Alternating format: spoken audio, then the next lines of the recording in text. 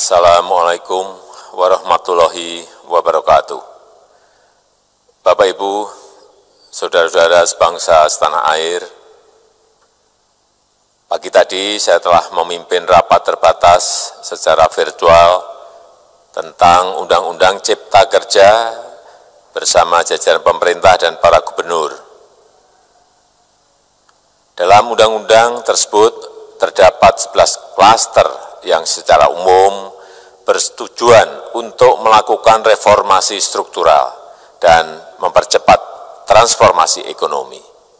Adapun klaster tersebut adalah urusan penyederhanaan perizinan, urusan persyaratan investasi, urusan ketenagakerjaan, urusan pengadaan lahan, urusan kemudahan berusaha, urusan dukungan riset dan inovasi, urusan administrasi pemerintahan, urusan pengenaan sanksi, urusan kemudahan pemberdayaan dan perlindungan UMKM, urusan investasi dan proyek pemerintah, serta urusan kawasan ekonomi. Dalam rapat terbatas tersebut, saya tegaskan mengapa kita membutuhkan Undang-Undang Cipta Kerja. Pertama, setiap tahun ada sekitar 2,9 juta penduduk usia kerja baru, anak muda yang masuk ke pasar kerja, sehingga kebutuhan atas lapangan kerja baru sangat-sangat mendesak. Apalagi di tengah pandemi, terdapat kurang lebih 6,9 juta pengangguran dan 3,5 juta pekerja terdampak pandemi COVID-19. Dan sebanyak 87% dari total penduduk bekerja memiliki tingkat pendidikan setingkat SMA ke bawah, di mana 39% berpendidikan sekolah dasar, sehingga perlu mendorong penciptaan lapangan kerja baru, khususnya di sektor padat karya. Jadi, Undang-Undang Cipta Kerja bertujuan untuk menyediakan lapangan kerja sebanyak-banyaknya bagi para pencari kerja serta para pengangguran. Kedua, dengan Undang-Undang Cipta Kerja akan memudahkan masyarakat, khususnya usaha mikro kecil, untuk membuka usaha baru. Regulasi yang tumpang tindih dan prosedur yang rumit dipangkas.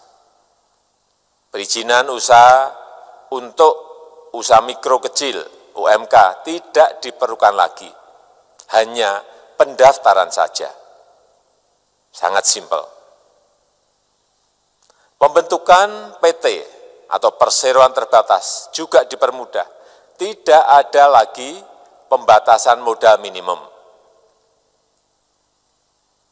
Pembentukan koperasi juga dipermudah. Jumlahnya hanya 9 orang saja. Koperasi sudah bisa dibentuk. Kita harapkan akan semakin banyak koperasi-koperasi di tanah air. UMK, usaha mikro kecil yang bergerak di sektor makanan dan minuman, sertifikasi halalnya dibiayai pemerintah, artinya gratis. Izin kapal nelayan penangkap ikan misalnya, hanya ke unit kerja Kementerian KKP saja. Kalau sebelumnya harus mengajukan ke Kementerian KKP, Kementerian Perhubungan, dan instansi-instansi yang lain. Sekarang ini cukup dari unit di Kementerian KKP saja. Ketiga, Undang-Undang Cipta Kerja ini akan mendukung upaya pencegahan dan pemberantasan korupsi. Ini jelas karena dengan menyederhanakan, dengan memotong, dengan mengintegrasikan ke dalam sistem perizinan secara elektronik, maka pungutan liar, pungli, dapat dihilangkan. Namun, saya melihat adanya unjuk rasa penolakan Undang-Undang Cipta Kerja yang pada dasarnya dilatar belakangi oleh disinformasi mengenai substansi dari undang-undang ini dan hoax di media sosial. Saya ambil contoh, ada informasi yang menyebut tentang penghapusan UMP, upah minimum provinsi, UMK, upah minimum kota kabupaten, UMSP, upah minimum sektoral provinsi. Hal ini tidak benar, karena faktanya upah minimum regional, UMR, tetap ada. Ada juga yang menyebutkan bahwa upah minimum dihitung per jam. Ini juga tidak benar. Tidak ada perubahan dengan sistem yang sekarang. Upah bisa dihitung berdasarkan waktu dan berdasarkan hasil. Kemudian adanya kabar yang menyebutkan bahwa semua cuti sakit, cuti kawinan, cuti khitanan, cuti baptis, cuti kematian, cuti melahirkan, dihapuskan. Dan tidak ada kompensasinya. Saya tegaskan juga ini tidak benar. Hak cuti tetap ada dan dijamin. Kemudian apakah perusahaan bisa mem-PHK kapanpun secara sepihak? Ini juga tidak benar. Yang benar, perusahaan tidak bisa mem-PHK secara sepihak. Kemudian juga pertanyaan mengenai benarkah jaminan sosial dan kesejahteraan lainnya hilang. Yang benar, jaminan sosial tetap ada. Yang juga sering diberitakan tidak benar adalah mengenai dihapusnya AMDAL, analisis mengenai dampak lingkungan. Itu juga tidak benar. AMDAL tetap ada. Bagi industri besar harus studi AMDAL yang ketat. Tetapi bagi UMKM lebih ditekankan pada pendampingan dan pengawasan. Ada juga berita mengenai Undang-Undang Cipta Kerja ini mendorong komersialisasi pendidikan. Ini juga tidak benar. Karena yang diatur hanyalah pendidikan formal di kawasan ekonomi khusus, di KEK. Sedangkan perizinan pendidikan tidak diatur di dalam Undang-Undang Cipta Kerja ini. Apalagi perizinan untuk pendidikan di pondok pesantren. Itu tidak diatur sama sekali dalam Undang-Undang Cipta Kerja ini. Dan aturannya yang selama ini ada tetap berlaku. Kemudian diberitakan bahwa keberadaan bank tanah.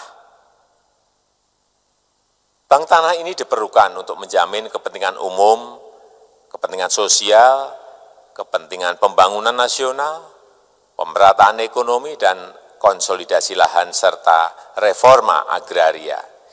Ini sangat penting untuk menjamin akses masyarakat terhadap kepemilikan tanah, kepemilikan lahan. Dan kita selama ini tidak memiliki bank tanah. Saya tegaskan juga bahwa Undang-Undang Cipta Kerja ini tidak melakukan resentralisasi kewenangan dari pemerintah daerah ke pemerintah pusat. Tidak ada. Perizinan berusaha dan pengawasannya tetap dilakukan oleh pemerintah daerah sesuai dengan NSPK, norma, standar, prosedur, dan kriteria yang ditetapkan pemerintah pusat.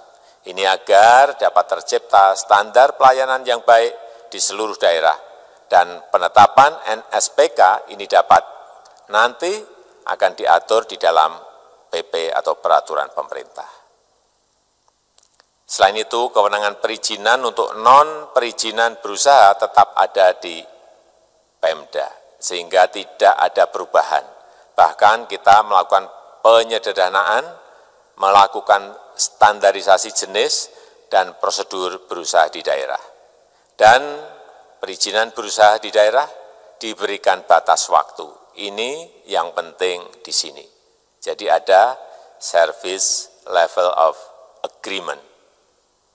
Permohonan perizinan dianggap disetujui bila batas waktu telah terlewati. Saya perlu tegaskan pula bahwa Undang-Undang Cipta Kerja ini memerlukan banyak sekali peraturan pemerintah atau PP dan peraturan presiden atau Perpres. Jadi setelah ini akan muncul PP dan Perpres yang akan kita selesaikan paling lambat 3 bulan setelah diundangkan. Kita pemerintah membuka dan mengundang masukan-masukan dari masyarakat dan masih terbuka usulan-usulan dan masukan dari daerah-daerah. Pemerintah berkeyakinan melalui Undang-Undang Cipta Kerja ini jutaan pekerja dapat memperbaiki kehidupannya dan juga penghidupan bagi keluarga mereka. Dan kalau masih ada, jika masih ada ketidakpuasan terhadap Undang-Undang Cipta Kerja ini, silahkan mengajukan uji materi atau judicial review melalui MK, Mahkamah Konstitusi. Sistem ketatanegaraan kita memang mengatakan seperti itu. Jadi, kalau masih ada yang tidak puas dan menolak, silahkan diajukan uji materi ke MK. Saya rasa itu yang bisa saya sampaikan pada kesempatan yang baik ini. Terima kasih. Wassalamualaikum warahmatullahi wabarakatuh.